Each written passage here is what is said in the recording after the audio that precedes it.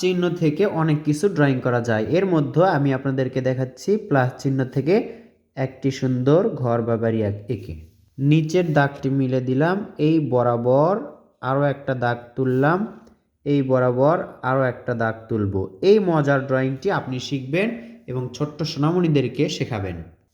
এবার দেখুন এখান থেকে একটু বের করে দিবেন বেশি।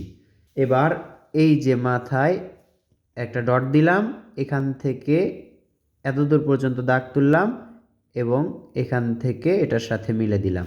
আবার দেখুন এখানে একটা দাগ নিয়ে আসলাম এবং এটার সাথে এটা মিলে দিলাম। এই যে এই মাথাটা একটু বের করে দিয়ে এটার সাথে মিলে দিলে সুন্দর হবে।